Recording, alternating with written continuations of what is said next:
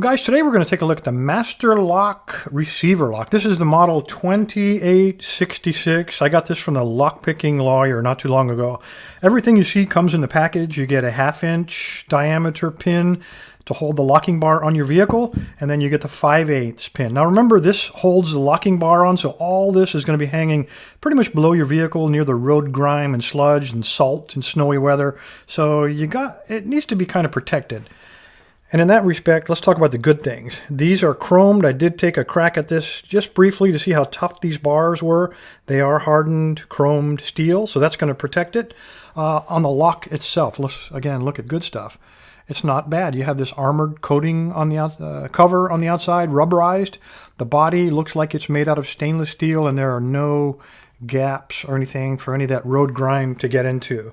The end cap fits very tightly to protect the lock. Again, while it's in use, you want to have that on there so it doesn't corrode out and rot your lock. The locking bars themselves are really pretty cool. Let's open this up. It is a 4-pin master lock. This is the same core that's inside of master lock number 3's.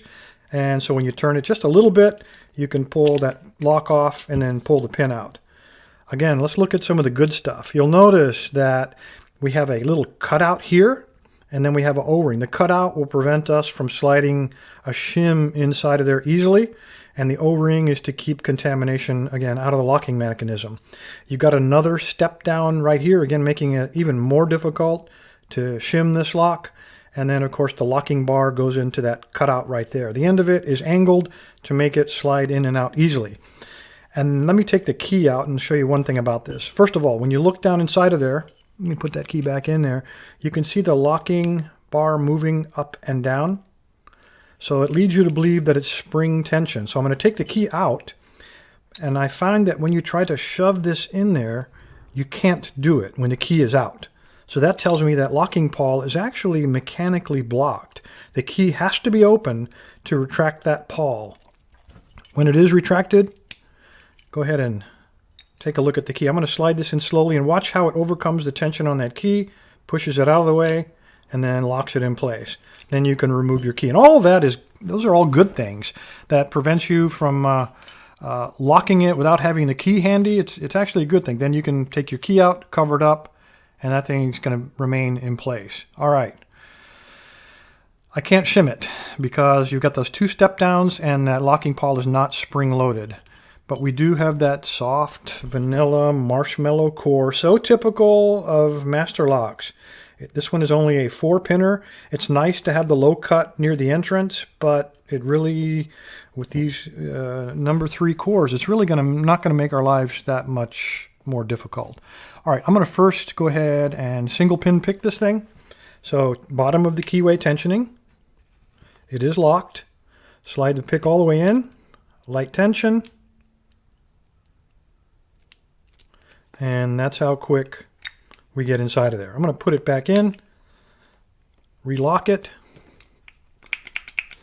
and let's try something different. Let's try to rake it. Let's say a criminal doesn't have SPP skills, but he does know a little bit about raking because he saw it on YouTube. I'm going to use a Sparrow's worm for this.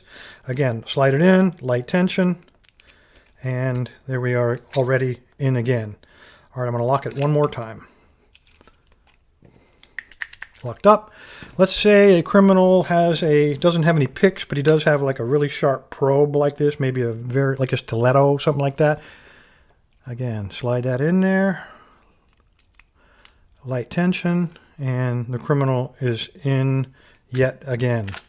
He doesn't have a stiletto, but he's walking around and he finds a piece of wire lying on the ground, or perhaps maybe he straightened out a paper clip or something. There's no curvature in this piece of wire at all.